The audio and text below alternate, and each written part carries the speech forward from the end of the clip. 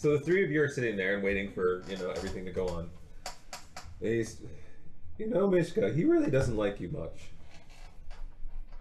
I don't really like you very much right now either. No, not me. I said he. I like you. You're fine. You're great. I didn't mean he. I didn't say me. I said he doesn't like you. Why doesn't... No, you know what? I don't care. All he does is talk about how much he hates you. Yeah, like, okay. and your hair and everything. He's just, like, really angry at you. I don't know why. What did you do to him? I think he's jealous of me. I don't know what it is. Alright. I never did anything to him. I always avoid him. He's a bully. He just doesn't like you much. You said you say really mean things to him all the time. I never talk to him. I climb my tree. I You talk like to flashback to Christiana. moments passing by and Mishka just being really mean. Like, Hi, Mishka. Screw you. No. I never talk to him. So as they're like talking about this, you're noticing like that coming from the dorms, you do see Parno and Lambert, and they're walking and they're heading straight towards the headmaster's house. Wait, do I see this? No, I said Christiana sees it.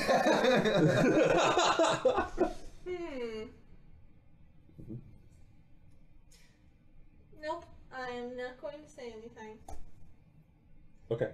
We need to continue to study, and then there are less people and less chances of things like the telephone game occurring, so they need to do their work, and specifically Corwin needs to do his work. He needs to stop worrying, so no. Okay. So they continue on with the conversation where Corwin keeps bringing up a lot this whole like all the things that he says. See, actually, Corwin kind of pissed me off. So I have turned over. I'm laying on my back on the branch that I am on, Right. and I'm reading a little book, not like a study book, but like comic book. Now Corwin may still be talking at me, but I am reading my little comic book. Okay. Occasionally, I will say, yeah, sure, okay. Okay. So you continue back to studying. All right. And studying. So you're at the giant doors to the headmaster's office. And you can see, like, kind of through the cracks of the door, you see lights. So you know the headmaster's in there working.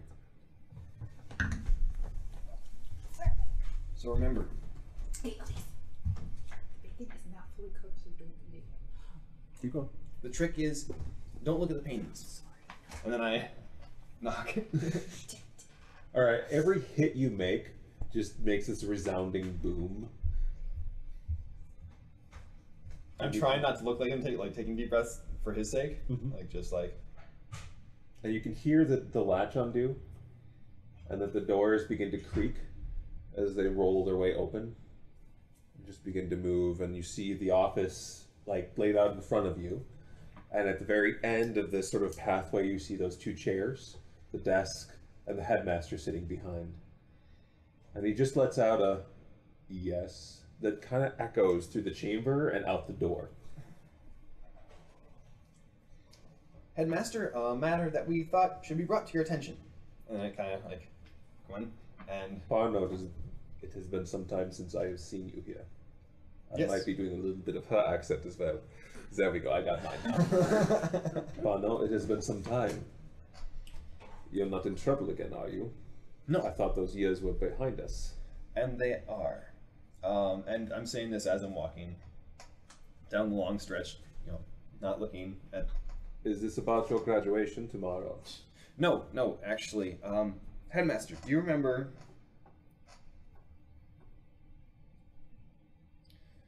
what you said the day of the fire? I said a great many things that day. One of them impressed on me that you... I'm trying to think how to say it in a way... No, I'm babbling. Okay, He raises... You said like an eyebrow raise? You care for the students in whatever way. Sometimes I really, really disagree with how, but you do. And there's something you should know about what happened that night. So one of the things that happened that night. Lambert, why are you with this boy? I turn to Lambert. You are two that I did not think would be very close to one another. And Lambert's kind of behind you right now. And you see that the headmaster does look a little bit confused by this fact. Lambert, this part is yours to tell. I'm not sure if I can. Maybe we can do this another time. I mean, another time would be just fine. I go up to him, I grab him by the shoulders. Okay. And I bring him up so he's even with me. Behind the chair, not in the chair. And as you're doing this, you see the headmaster sort of stands up. And even, you remember him being tall when you were young, but even at your height now, I mean, he's about 6'5", you know, he's a pretty tall, you know, man. And his outfit kind of like makes him look wider than life. And of course the eyes staring at you from all around from the paintings isn't helping. Looking at you, looking at Lambert, looking at him. You can do this. Sir, it's about Gaspar. What about him? So the night of the fire, I saw him kill young Thomas. What do you mean kill? He took him and threw him into the fire and held him there. He kind of like bows his head down. Headmaster kind of comes out from behind the desk, moves his way around, crossing his arms, looking down at Lambert and looking at you. You see this thing as well? No. You know exactly where I was. And why am I only hearing of this today, not 3 years ago? Lambert kind of shrinks down a little bit further. He looks like he's trying to talk but can't quite get words out. Sir, when you have a close friend and that friend does something wrong, and actually, as he's talking, his voice gets stronger and he starts to look up in his eyes, sometimes you're worried the friend might get blamed for what you did. Right, sir? Or that you might get blamed for what your friends did, which isn't right. Yes, but sometimes such words, they do work, don't they? And sometimes they only hurt. Sir, he threatened me that if I said anything.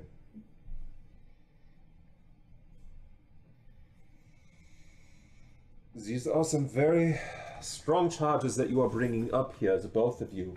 And you do understand that if this is true, that Gaspar will be expelled.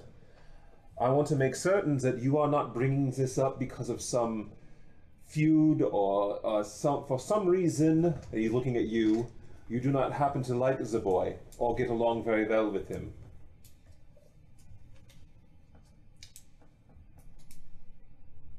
I can say honestly, sir, I have never had a problem with Gaspar.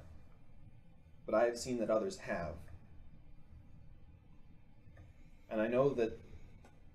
Yes, there have been a few other complaints about the boy, but nothing that would be to this extent. And if this is true, and I want to make it perfectly clear, you are both saying that you will testify to this fact. I will testify to everything I know. And he's looking at Lambert. And don't you have, like, can't you do that thing you do that makes people have to tell the truth? He's heard about that sort of thing, just assumes the headmaster has it because of the way he's... No one lies to me. I need no such device.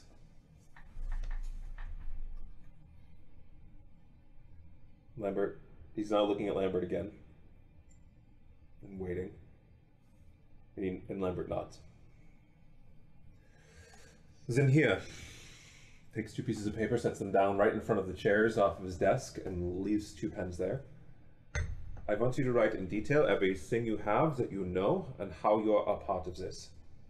Is my father going to find out about? Your father will most likely be the one investigating this if you are bringing this up. Our ties to the First Watch are very strong. I don't dare say anything in front of him that I want to say. As I grab the pencil. Lambert sort of steps up and sits down and takes the pen and just holds it in his hand. He's kind of looking at you. I can't do this alone. Oh, I'll write. I'm just trying to think. I start writing.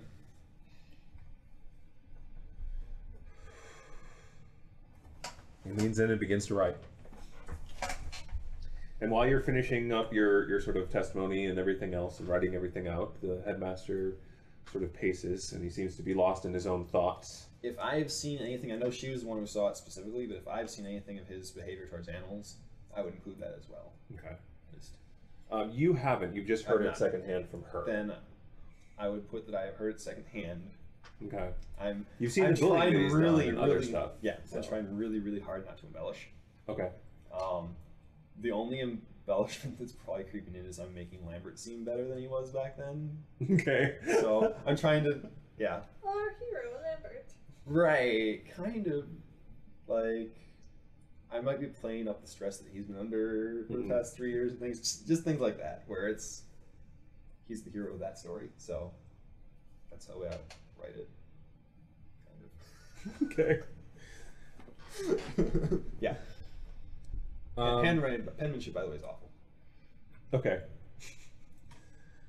So after you've written them and he goes over them and reads each of them, he basically like puts his own seal on each of them. I'm going to ask you both one more time before I put these through. Everything that is on these, this is the complete and utter truth.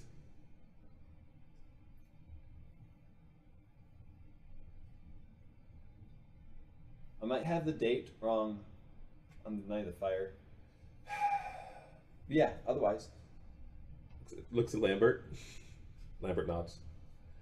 Then I will begin the investigation tomorrow morning. I will have to talk with your father this evening. And you see kind of Lambert kind of moves back in his chair at the just saying his father. And we will begin. Of course, you have mentioned in your affidavit Christiana. I will have to speak with her, so you may wish to warn her that she'll be in my office.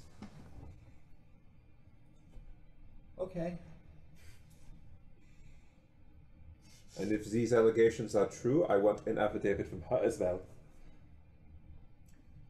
Okay. You may go now. And Pano, thank you for bringing this to my attention. I kind of make a motion to Lambert. Lambert starts walking out, and as you're about to hit the door, like and go out, Yeah. Pano, Yes, sir. could you come back here for a brief moment? Lambert, he'll be with you shortly. See, the tough part's over. And as you're walking towards them, the doors close. Yes, sir. Points to the seat. I forgot about the portraits. I sit down. Pano, I am not going to say that your time here between us has not been difficult, because it has. You have been perhaps the most difficult project I have ever had as a headmaster here in this school. But I have seen you grow over these past 7 years and change from a troubled young boy into someone who may actually make something for himself into the world. And I just want you to know that I am very proud of what you have become. He just kind of blinks. Especially having the courage to do what you did today. Oh, that was more Lambert. And he's doing just that. Like We both know that this is not true.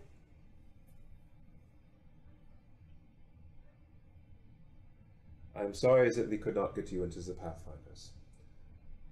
I'll make it. It's just time. I want you to know is that I gave them this. And he reaches behind and pulls out a letter and sets it down in front of you. And it's a letter of recommendation from the headmaster of the Pathfinders. I did everything I could to make certain you could get in with them. I am uncertain as to the reasons why they have rejected you. But I just wanted to say that I'm sorry for this.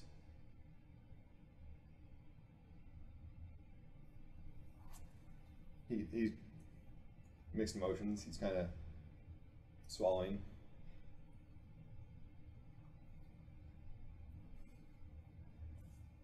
He takes the paper and turns to go.